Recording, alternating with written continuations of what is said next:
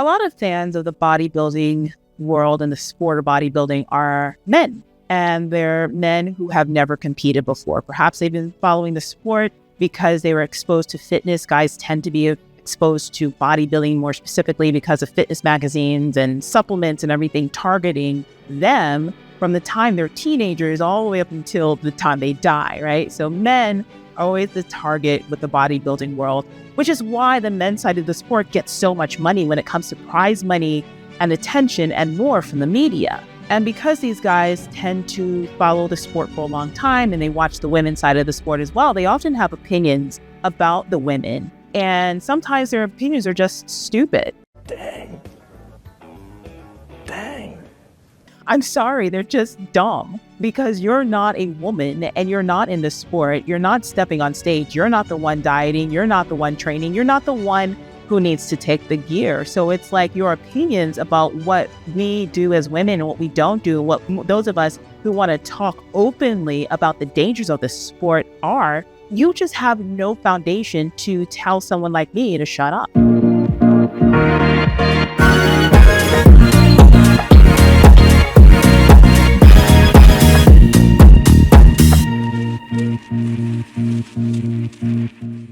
Now, why would I say such inflammatory, preposterous things such as this? Well, I got a comment from one of my male viewers critiquing me sharing about the dangers of the sport of bodybuilding.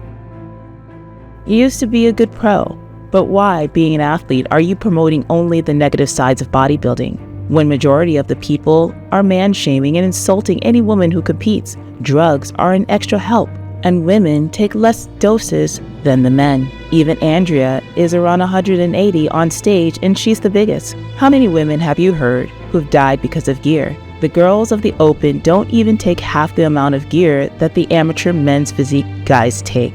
Please also say the positives too. It's a sport. You gotta do what you gotta do to win. You could have become a champion with those genetics you had to go extreme, but you didn't. It was your choice. But I have been seeing a series of your videos only talking about steroids and its side effects on women. You should use your platform to end double standards in the industry. These type of videos bring a lot of views, I know, but it's not worth it. Let's make one thing clear, ladies and gentlemen. Roxy Beckles doesn't give a shit about your views, but I am here because I have a passion for this sport and helping women to do it in the safest way possible. There are too many coaches who are willing to sacrifice the bodies of women for dollars. So let's go ahead and talk about why I will never shut up about the dangers of this sport and how women can do it smarter and better. What's going on, y'all? So I want to go ahead and just have a candid conversation with you today, all of you in my audience, because over the last few months or so, particularly, I've been really shifting focus to talk more about bodybuilding here on the channel. I went through a period myself after I stopped competing where I was just really kind of turned off by the sport. I was disgusted with the sport of bodybuilding because I felt that as a competitor, I love the sport. I've been watching and just participating and a spectator and then a competitor in the sport since the 1980s when I was a kid and I first got exposed to it. I've always loved it. It just has been something I knew I wanted to do since I was little, and being able to actually step on the stage as an NPC amateur competitor, move up through the ranks, become a pro, and within my first year of being a pro, being at the top of the sport, stepping on the Olympia stage, it was just a whirlwind and it was a dream come true. And when I decided to stop competing, it was a really pivotal moment in the industry because I had been one of the earlier competitors in women's physique. I had switched over from figure. I competed against some of the women that were my idols. And when I look back on my career in bodybuilding and like when I started, so many of the amateurs that I came up with became top pros. Some of them were still competing, some of them were not. And so to see this amazing group of women one by one start to retire from the sport, and many of them not saying the real reasons why each of us was retiring, was hard to swallow. It was hard to see because we saw the writing on the wall and we wanted no parts of it for many of us. Some people went further with it, which is great. And some people decided that, you know what, I don't want that. And I was one of those people. The truth of the matter is I stopped bodybuilding because I didn't want to do the drugs. I did not want to go on an incredible bolus of steroids change my entire physiology as a woman, compromise my socially acceptable femininity, and do it for what? Putting my health at risk? Chasing a look that I never wanted? It just never made sense to me to go further. But there was a whole disillusionment in this thing as well, because at the same time, before I really got hip to what people were doing, I thought that you can achieve all of this naturally. I thought that going to the gym, just training, working out, doing the cardio and all that stuff would get me this specific look. And when I started to see that that wasn't true, it really opened my eyes up. And it's crazy because so many women don't realize how much steroids has an impact on the final look and package on all levels of the sport, from amateur to pro. So I feel like someone who has made the successful transition from just being a regular personal trainer who's done personal training for a long time, since 1997, and then transitioned my business to be able to work with competitors and helping them to get ready for the stage. I always have to be honest with every single woman I work with. And I've always been that way from day one. Any competitor who wanted to turn pro at some point within the various federations that are out there can attest to the fact that I would sit them down when it was time for them to start prepping for the national level and going for the pro cards. And I would tell them, look, this is the truth. You want to go this far? You've got to be willing to do X, Y, Z, and Z. And let me tell you something. It's going to be important for you to draw your lines in the sand and know what you want to do and what you don't want to do.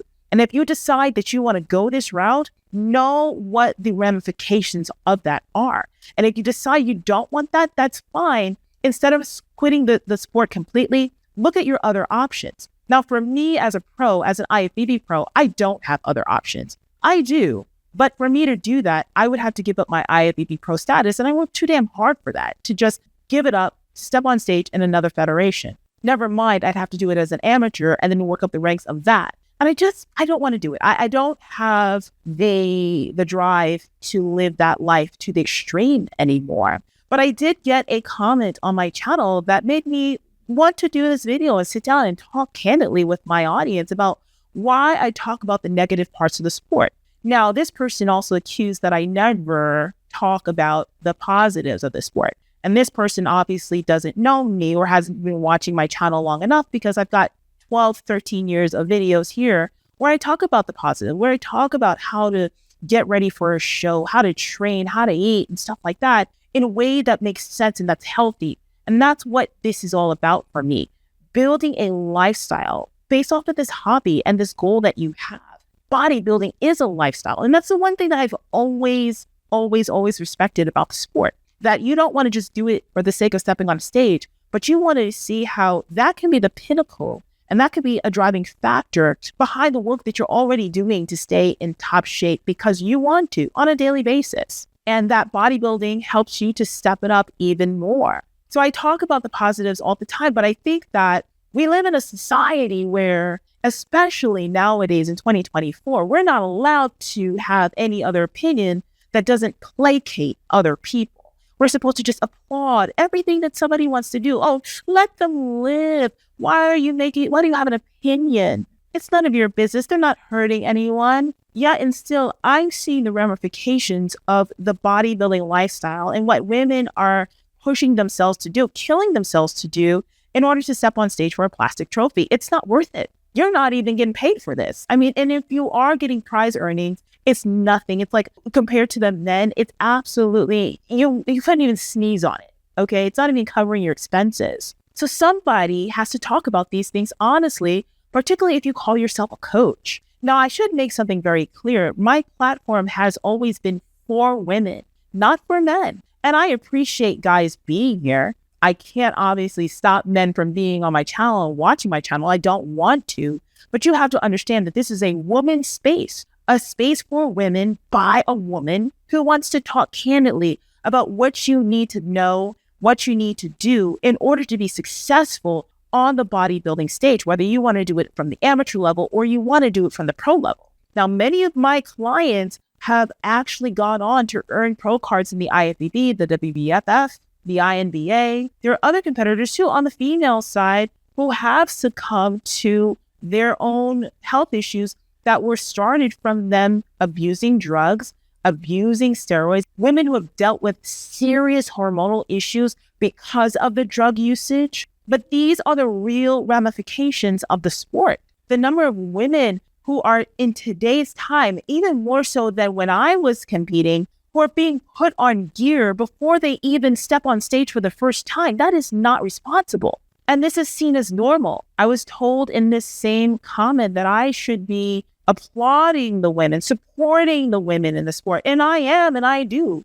And to be honest with you, I am the voice of the silent ones who cannot speak, who don't want to speak because they're still actively competing. They're still actively connected to their federations. What are they going to do? They can't say anything. But there should be something that is said when you look at the sport of the women's side of bodybuilding and how it has evolved over the last couple of years. Figure and bikini were two of the biggest divisions for years. Bodybuilding was mainstream. Why do you think people know Linda Murray, Corey Everson, Sharon Bruneau, Carla Dunlap, Bev Francis, Rachel McLish, Monica Brandt? All of these women were household names. People knew them because bodybuilding was mainstream. It was on national television.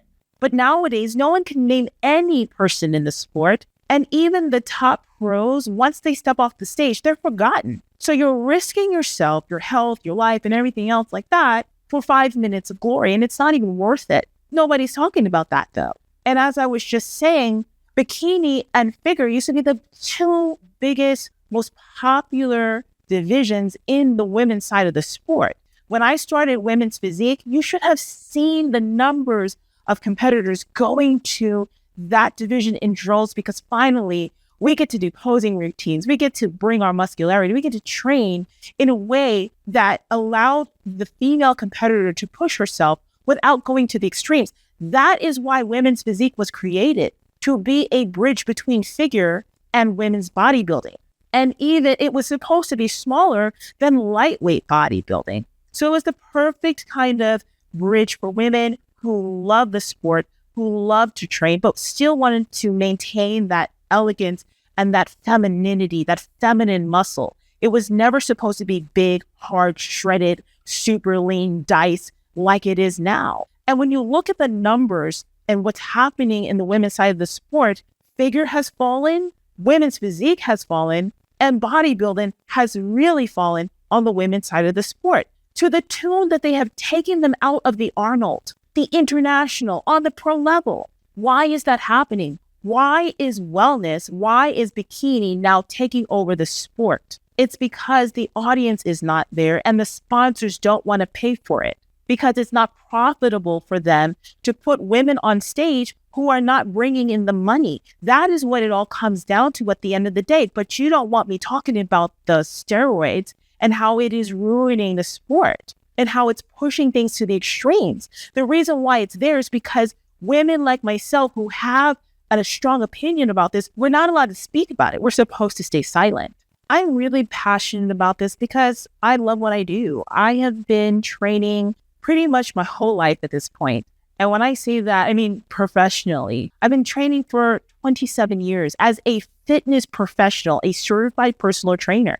I'm 44 years old. So I started straight out of high school, essentially. And I've had the amazing opportunity to step on stage and realize my dreams in this sport. And let me tell you, I'm grateful. I'm thankful. I had a great time. I have so many amazing memories of just competing. And I have made so many amazing friends that I'm still friends with to this day. And even my friends who have decided to go all the way to the top of the sport, some of them are some of the biggest names in the sport that you know, I have mad respect for them because they chose the path that was right for them. And that's what they wanted. And they have the talent to do it and to get there and to be good. Why do you think I never bring up any names? Some of you request that I start naming names. Who am I talking about? Why won't I show pictures of the women on gear that I'm talking about? Because you have eyeballs. And I'm not going to disrespect the people that I care about by calling them out. Why would I do that? What they do is their choice. But it's not just them. It's the overall way of the sport in general when we're talking about specific federations. So I have a lot of passion about this, but I really want women to make a smart choice when they're out here and they're deciding to hire coaches and work with. I don't want to hear an amateur competitor who's only been doing 2 or 3 shows being put on a stack of fantastic gear because her trainer said that's what she needs to do to win the local show.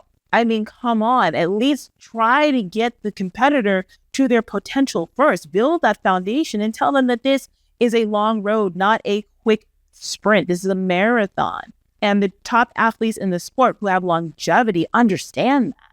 So I wanted to come out and have this conversation because I've gotten some comments that just seemed really out there. And I know that it's been given that these opinions were given by people who are not actively in sport. They're just seeing things from one side. And I know that I have to make it crystal clear about who this channel is for.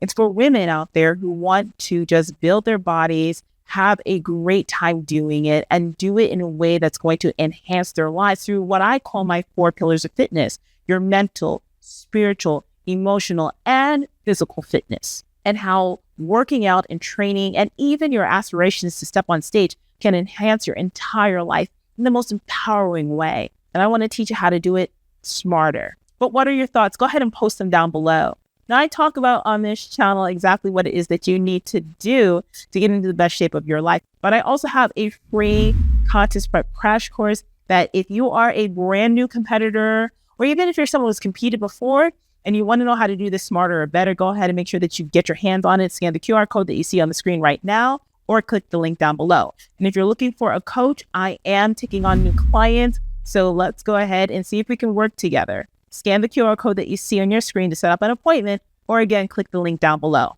But before you do that, I do have a video where I talk about exactly what are the judges looking for and what is it that you need to consider if you want to step on stage. Like, what are some of the first things that you need to consider about your body, about your shape, and what division you should be competing in? Oh, honey, I'm going to hook you up. Check this video out right over here, and I'll give you all the lowdown.